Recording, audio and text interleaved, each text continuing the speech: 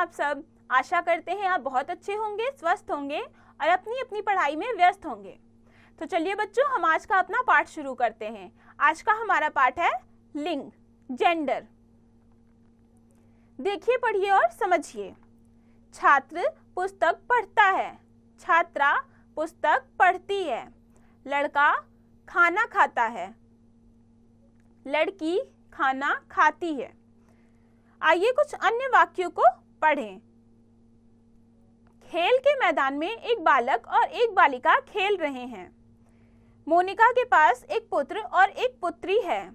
निहारिका के पास एक मोर और एक मोरनी है।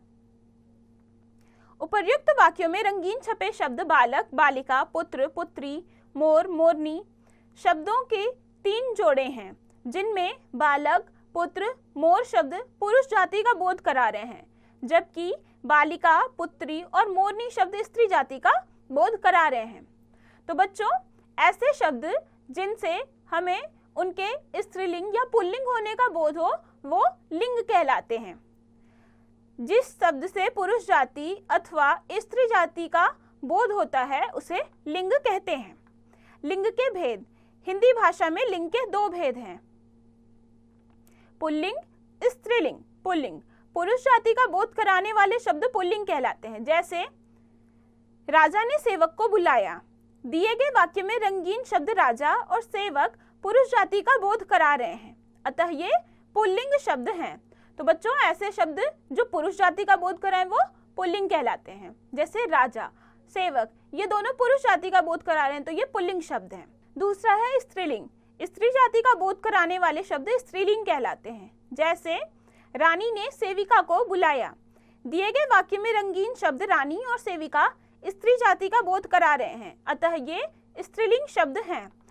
तो बच्चों, ऐसे शब्द जो स्त्री जाति का बोध कराए वो स्त्रीलिंग कहलाते हैं, जैसे रानी, सेविका आदि। लिंग की पहचान के नियम। बच्चों, प्राणीवाचक शब्दों में लिंग की पहचान करना आसान होता है। यदि संज्ञा शब्द पुरुष जाति का बोध कराते हैं तो वे पुल्लिंग, और यदि स्त्री जाति का बोध कराते हैं तो वे स्त्रीलिंग हैं। परंतु कुछ प्राणीवाचक शब्द सदैव पुल्लिंग या सदैव स्त्रीलिंग रहते हैं। जैसे पहला, चीता, बाज, मच्छर और गरुड़ आदि शब्दों का प्रयोग सदैव पुल्लिंग रूप में होता है। दूसरा, मैना, मक्खी, मछली तथा जूं आदि शब्दों का प्रयोग सदैव स्त्रीलिंग रूप में होता है। भिन्न लिंग बताने के लिए ऐसे शब्दों के साथ नर या मादा शब्द जोड़ दिया जाता है। तो बच्चों, ऐसे शब्द जो हमेशा पुल्लिंग में या फिर हमेशा स्त्रीलिंग में रहते हैं, तो उनका लिंग बताने के लिए उनके आगे नर या मादा जोड़ दिया जाता है। अप्राणीवाचक शब्दों की पहचान। बच्चों, उन शब्दों के लिंग पहचानने में परेशानी होती है जो स्त्री या पुरुष जाति का बोध नहीं कराते। अर्थात अप्राणीवाचक शब्दों में लिंग की पहचान करने के लिए कोई विशेष नियम नहीं है, क्रिया और विशेषण से ही उनकी पहचान की जाती है। जैसे खिड़की खुली है, स्त्रीलिंग। पर्दा हिल रहा है, पुल्लिंग। पतली गली से जाओ, स्त्रीलिंग। बड़ा दरवाजा खोल दो, पुल्लिंग। उपर्युक्त वाक्यों में संज्ञा के साथ आए क्रिया और विशेषण शब्दों से उनके लिंग की पहचान हो रही है। लिंग निर्णायक वाक्य। यदि किसी शब्द के लिंग की पहचान करने के लिए हम उस शब्द का प्रयोग वाक्य में करें तो हमें उस शब्द का लिंग जानने में आसानी होती है। जैसे शब्द पत्थर, वाक्य पहाड़ से पत्थर गिर रहे हैं, लिंग पुल्लिंग। गंगा, गंगा एक पवित्र नदी है, स्त्रीलिंग। सदैव पुल्लिंग शब्द। पहला, पेड़ों के नाम, अशोक, आम, जामुन, अमरूद, सेब आदि। अपवाद, इलायची, इमली। दूसरा, पहाड़ों के नाम, हिमालय, अरावली, विंध्याचल, सतपुड़ा आदि। तीसरा, ग्रहों के नाम, सूर्य, मंगल, शनि, राहु, केतु, चंद्रमा आदि। अपवाद, पृथ्वी। चौथा, दिनों के नाम, सोमवार, मंगलवार, बुधवार, बृहस्पतिवार, शुक्रवार, शनिवार, रविवार।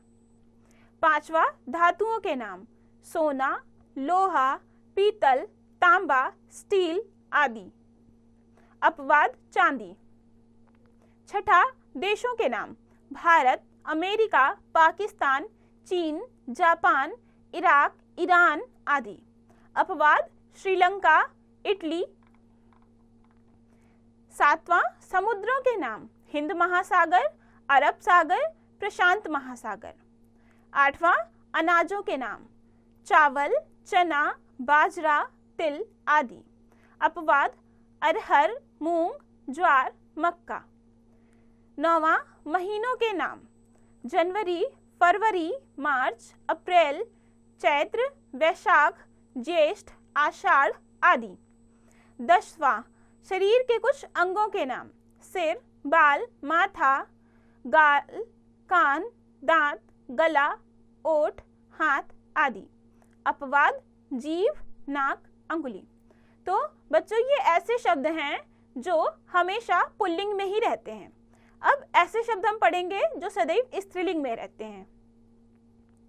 पहला भाषा, लिपि और बोलियों के नाम हिंदी, पंजाबी, उर्दू, संस्कृत, कन्नड़, नेपाली, गुजराती आदि। दूसरा नदियों और झीलों के नाम गंगा, कावेरी, यमुना, सतलुज, महानदी आदि। तीसरा गहनों के नाम माला, नथ, पायल, चूड़ी आदि। चौथा खाने की वस्तुओं के नाम रोटी, दाल, खीर, जलेबी, सब्जी आदि। 5वां तिथियों के नाम तृतीया, चतुर्थी, सप्तमी आदि।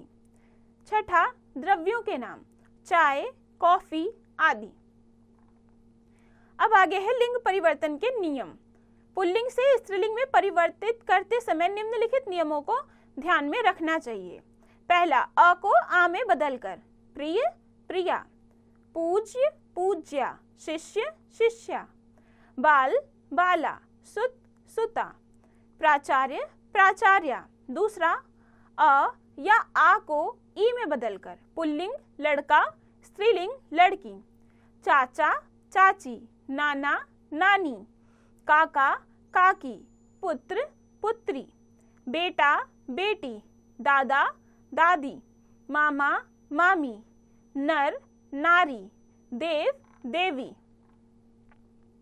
तीसरा है संज्ञा शब्दों के अंत में नी लगाकर स्त्रीलिंग शब्द पुल्लिंग शेर, स्त्रीलिंग शेरनी, जाट, जाटनी, ऊंट, ऊंटनी, मोर, मोरनी, भील, भीलनी, सिंह, सिंहनी।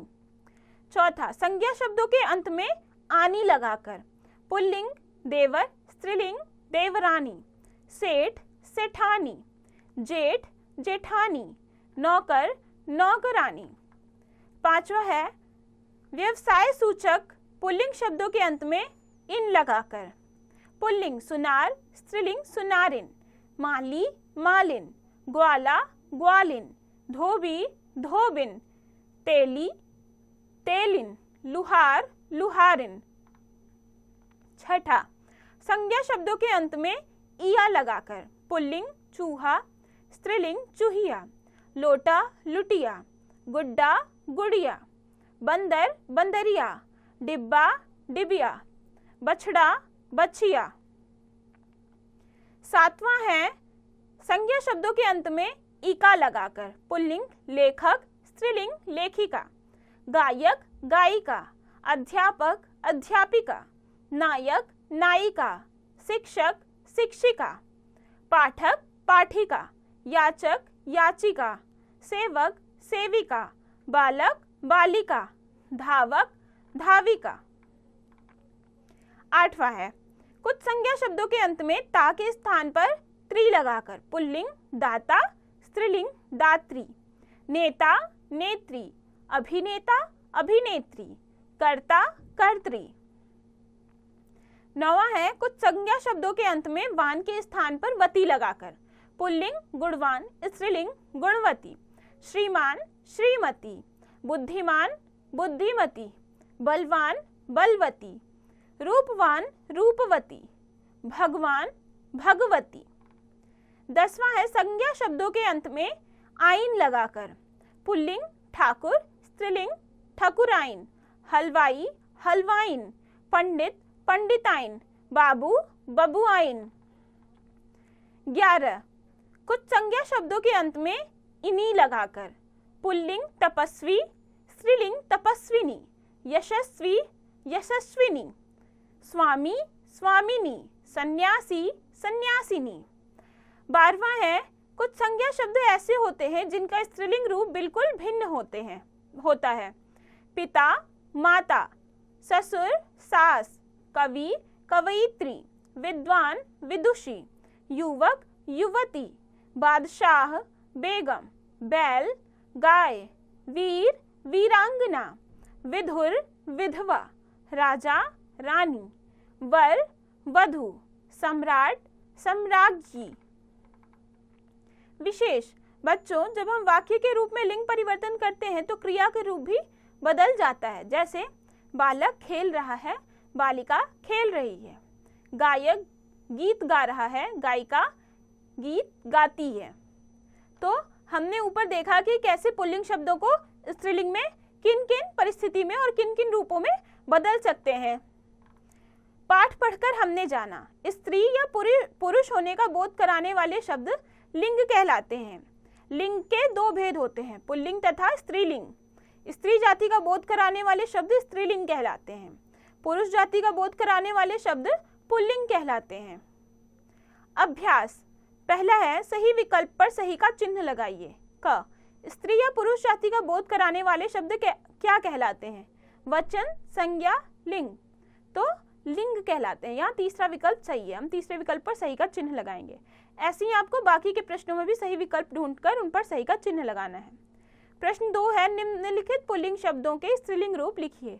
लेखक, तो लेखक का स्त्रीलिंग रूप होगा लेखिका। ऐसे ही आपको जो बाकी के शब्द दिए गए हैं उनका लिंग परिवर्तन करना है। जैसे पुल्लिंग शब्दों को स्त्रीलिंग शब्दों में बदलकर लिखना है। तीसरा प्रश्न है, निम्नलिखित वाक्यों में लिंग बदलकर वाक्य पुनः लिखिए। क, गायक गीत गा रहा है। तो यहाँ पे लिंग बदलना है गायक का, और फिर उसको लिंग बदलेंगे तो हम स्त्रीलिंग में बनाएंगे, गायिका गीत गा रही है। ऐसे ही आपको बाकी के वाक्यों में भी लिंग बदलकर वाक्य पुनः बनाना है। प्रश्न 4 है, निम्नलिखित संज्ञा शब्दों के लिंग उनके सामने लिखिए। तो कुर्सी, कुर्सी स्त्रीलिंग है या पुल्लिंग? तो कुर्सी स्त्रीलिंग है। ऐसे ही आपको बाकी के शब्दों के सामने भी उनका लिंग बताना है। प्रश्न 5 है, लिंग संबंधी गलती ठीक करके वाक्य दोबारा लिखिए। क, मोर नाच रही है। तो मोर पुल्लिंग है, तो इसके साथ होगा मोर नाच रहा है। ऐसे ही आपको बाकी के वाक्यों में भी शुद्ध करके वाक्य लिखने हैं। प्रश्न 6 है, निम्नलिखित प्रश्नों के उत्तर लिखिए। क, लिंग की परिभाषा लिखिए। तो वे शब्द जो स्त्री या पुरुष जाति के होने का बोध कराएं लिंग कहलाते हैं। ऐसे ही आपको पाठ पढ़ के बाकी के प्रश्नों के उत्तर देने हैं। यह भी जानिए, 5 ऐसे संज्ञा शब्द लिखिए जो सदा पुल्लिंग व सदा स्त्रीलिंग रहते हैं। तो ऐसे आपको 5 शब्द पुल्लिंग और स्त्रीलिंग के लिखने हैं जो हमेशा पुल्लिंग और हमेशा स्त्रीलिंग में रहते हैं। सोच समझकर बताइए, स्त्री तथा पुरुष दोनों के लिए समान रूप से प्रयोग होने वाले कुछ संज्ञा शब्द। तो ये भी आपको खुद से बताना है कि ऐसे कौन से शब्द हैं जो दोनों लिंग में समान रूप से प्रयोग होते हैं। अच्छी बात, कुछ लोग लिंग के आधार पर बहुत ज्यादा भेदभाव करते हैं। ऐसा करना बहुत अनुचित है। यह समाज के विकास में बाधक है। ऐसी सोच को जल्द से जल्द छोड़ देना ही उचित है। तो बच्चों, ये पाठ यहाँ खत्म हुआ। हमने इस पाठ में लिंग, जेंडर के बारे में पढ़ा, लिंग के कितने भेद होते हैं ये पढ़े, और पुल्लिंग से स्त्रीलिंग में बदलने के लिए हमें क्या क्या नियम होते हैं ये भी पढ़ा। अब आप इस पाठ को खुद से पढ़िए, समझिए और इसके बचे हुए अभ्यास को खुद से कीजिए।